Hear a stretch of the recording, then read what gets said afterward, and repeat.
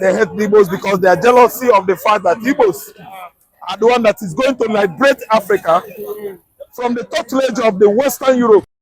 Okay, Igbos, they've come and said that Yoruba'S hate them, all because of they know that they are the restoration and the glory of Africa. That's why this hatred towards the Igbos, they just hate them for no just cause, because they know that they will bring that glory and restoration finally to Africa. There's a anomaly here. I would like to correct. When you go to Ondo State, Ondo people think different. They don't reason like Ogun State people. They don't reason like Ochun State. And the whole Ochun State could not reason the same. I've been to Akomikiri. They reason well. They are like Igbos. I've been to Obomocho. In fact, Obomocho, they are Igbo. So what I'm trying to correct is that nobody should believe my opinion here. General or generalized. I'm not trying to say that it's the whole Yoruba. So this sect of selfish, tribalistic Yorubas hate Igbo with passion. They impassion the hatred they have for Igbos with all manners of ingredients, mixing it up with all manner of fake stories.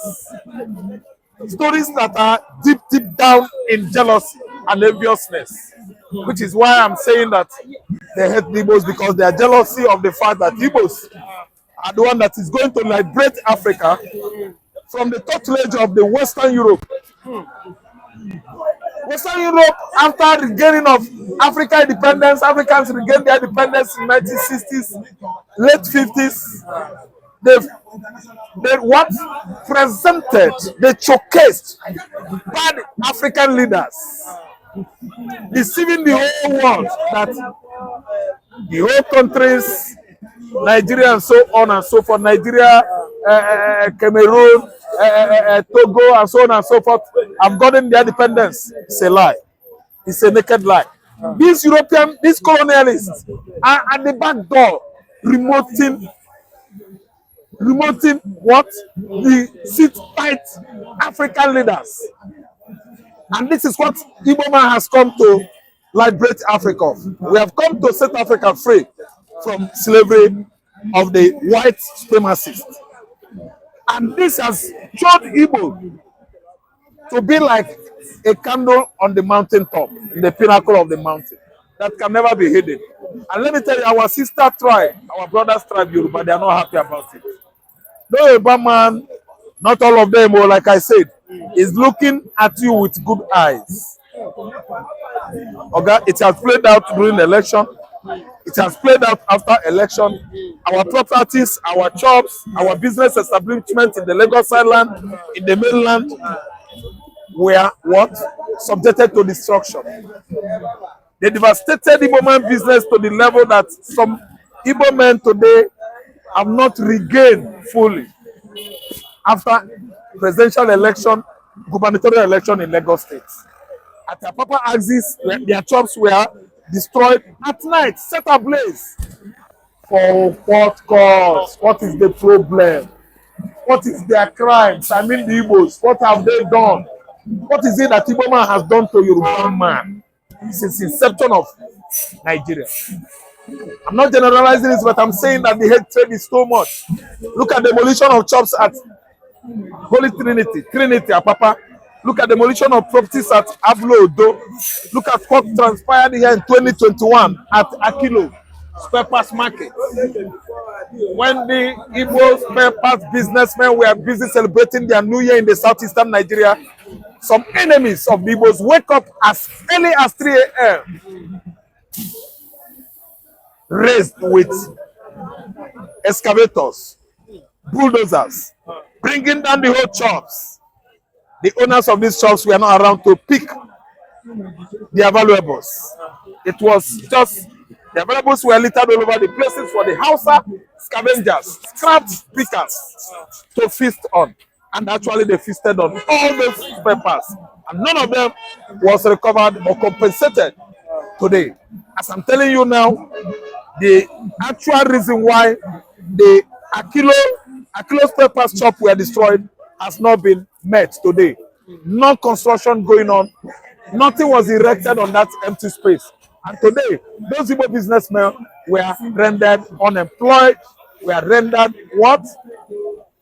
Jobless. This is a mere hatred. It has gone beyond that. In 2023 presidential election, Igbos were subjected to all manner of dehumanization. At the election venue, they were denied their PVC. They were denied entrance to the venue to cast their votes. A mere hatred, a mere abhorrence. Igbos were subjected to all this kind of bad treatment in the southwestern Nigeria. Having their counterparts at Umuahia, Enugu, and some good communities in Igbo land, enjoying themselves, running their business, doing their civil engineering work, constructing building for the Igbos, accepted by the communities, giving the most welcome hospitalities by the Igbos in the southeastern Nigeria, while we are being treated this way in southwestern Nigeria. I tell you that it has gone a long way to describe the kind of hatred, abhorrence Yoruba'S has for Igbo man. The rigging of election of 2023 is another good narrative indicting the Yoruba'S as the enemies of the Igbos. I'm telling you that it was a long story that started in 1953. Awolowo and Nnamdi Azikiwe's election. Azikiwe won election here. Awolowo gathered all his children, all his brothers in the southwest together. They aligned together and hosted Zik. It was a coup, a coalition coup. It worked against Igbo man. Today, it is still expanding on and on, developing into such disastrous hatred that could even bring what? Bad report, bad results, bloodletting. But it's not going to happen like that. We don't fight them. There will be no bloodletting. We are still caging all this, at least controlling our temper with diplomacy. Diplomatic relationship that Igbo man is well known for. We are the one. We can relate with anybody. We can live in any region in the world and still help develop such community. I'm telling you that it is really, indeed, a very long story that started 1950s. Today, Igbo man has won election. And who is on the power today? Who is enjoying Obi's administration? Yoruba man. Oga, it has gone a long way to tell you how far they have hated us. But lastly, this Lagos Peda, that guy that tweeted Igbo must go. Do you not think by this time now, if it do you not think it should have been caught by now, for tweeting such rubbish? Some persons are behind him. The elites. Some elites, not all Yoruba elites. Some persons, yeah, in the southwest, big wigs are in his support. And even it could be he tweeted or blogged alone on his own. He would have been apprehended since and be brought to what? To the book, or to justice. Till today, nobody has ever seen him. Something is there. I'm telling you, something is wrong. There is a massive underground work going on among the G5, among the G7, among the G10, whatever, no matter whatever you look at it. Simon Ekpa has contracted a firm called Morgan Global Strategies for lobbying the US government and at the same time private sectors in the US for Biafra liberation. Do you think this is a good move from Simon Ekpa? It's an advancement, it's an encouragement, it's a good thing to happen, and it has been something that has been happening. This is not the first time. I can remember Bruce Finn, the US UN international lawyer, that is a personal lawyer to Mazi Nnamdi Kanu, who is also championing the same Biafran cause through the United Nations and international community, using his vast experience and connection and network, to get people to understand the need for Biafran restoration. Biafran restoration, quote me, So look at what Simon Ekpa has done in recent time. It is still in line with the quest for restoration of sovereign state of Biafra, using lobbyist firm, international recognized lobbyist firm, to get United US attention first. Then we get United States of America's attention first. Then, by the time we get these people to buy into the ideology of restoration of the sovereign state of Biafra at the end of the day, then we are taking a step. And let me tell you, there is a massive underground work going on in the among the G5, among the G7, among the G10, whatever, no matter how you, whatever you look at it, the international community are buying and are watching decisively, with amazing interest on the political development in Nigeria.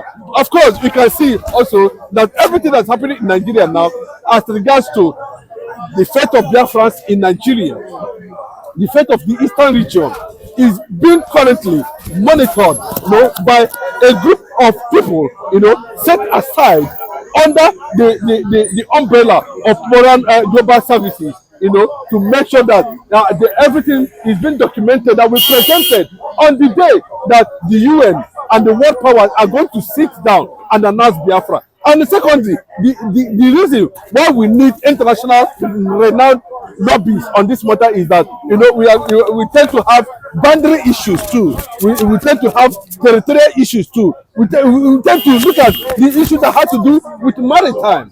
We need to buy into in our own airspace too. At the end of the day, we need international aid. At the end of the day Biafra will be announced as a sovereign nation. So what Simon is doing at this point in time is going to spread, those pipes, those contacts, those networks that will make Biafra stand as a sovereign nation without looking back or without seeking unnecessary assistance from anybody.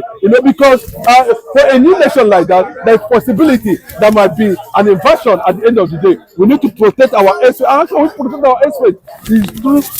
Is by lobbying, is by expanding our network, is by getting allies, is by coalition agreement, on that. It's very important. We must, it's not a matter of announcing Biafra. We need to get this things done at the end of the day so that Biafra as a nation can take off on a good note. Simon Ekpa, our God-given able Prime Minister,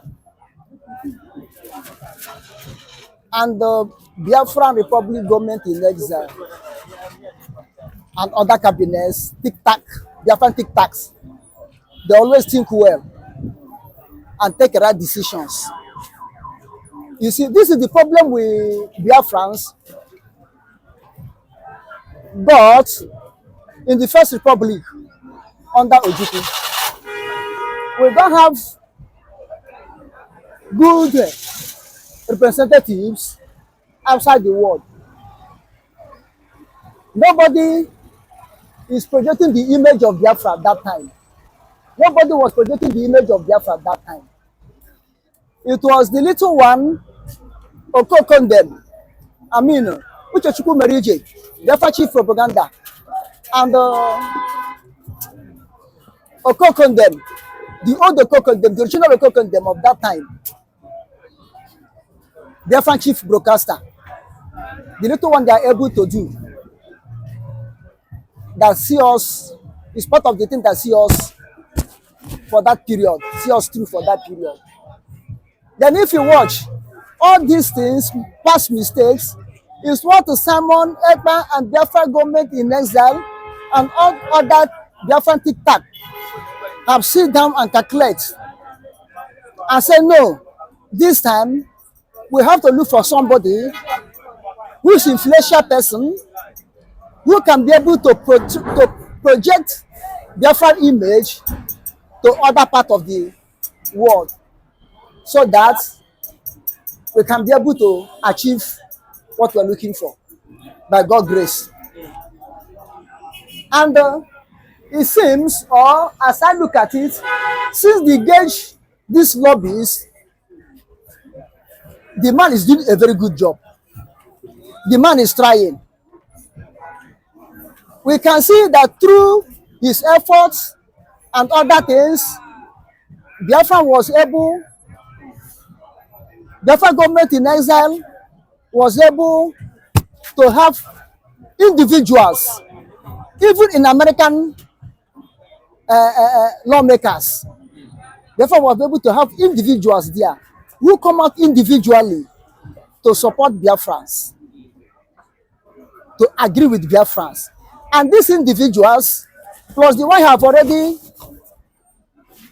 employed or called to help us lobbies, they can also influence the American government, whether Democrat or Republican, are there. They can be able to influence them to support Biafra this time around, to come out and support us. Not like a former one in the First Republic. America did not support Nigeria, they did not support Biafra, they sit on the fence watching. By the time America is coming up to support Biafra, we are already weak. And there was no victor, no vanquish. So this time, I think that America will come up in time through the influential individuals in America, both in governments and private sectors, that have started talking of Biafra, that have taken of Biafra. Like this Elimox, our Prime Minister is trying to convince for him to understand what Biafran is for. If Elimox can be able to be on Biafra side, do you know the influence or how we lobby American governments also to support Biafra? All these people are the type of people we need for the actualization of Biafra. We need support all over the world. The other day, Elon Musk talked about Christianity being killed in Africa, and although Samekwa asked to him and replied him that Biafra is the hope of Africa, and that for Christianity not to be killed in Africa, that the Biafra is what I call it the hope of the Christians faithful in Africa. So do you see Elon Musk finally going the way of the Biafrans to make Christianity stay alive in Africa? Elon Musk, if he come up to defend Christianity or Christians all over the world, which means automatically by God's grace, he will support Biafra. As our Prime Minister said, that Biafra is one of the hope of Africa. In anything, economically, technologically, even in Christianity, Biafrans are at least 90% Christians. Then 10%, 90% Christians. Then 99%, 9% traditional worshippers. Then 1% or 0.0% are Muslims. I'm not telling you that we have Muslims in Biafra. Other 1% or 0.05% are Muslims. But the 1%, are you sure it's not too small? Are you sure you're getting your statistics right? You said? Is the 1% not too small for Muslims in Biafra? This want to say that we are Christians. And those people that you can see that call themselves Muslims in Biafra is like people like Asiri Tukubo, who were looking at Nigerian contracts. People who sold themselves into Muslim because of money. Not that because it's their heritage. But they sold themselves into Islam because of money. So Biafrans are at 90% or 95% Christians. So if a Limos come up crying out for preservation of Christians, which means Biafra will be his list to preserve, to exist, to be, because we are Christians. Which is exactly what our Prime Minister is trying to let him to understand. That if you talk of Christianity, you remember Biafra. We are Christians.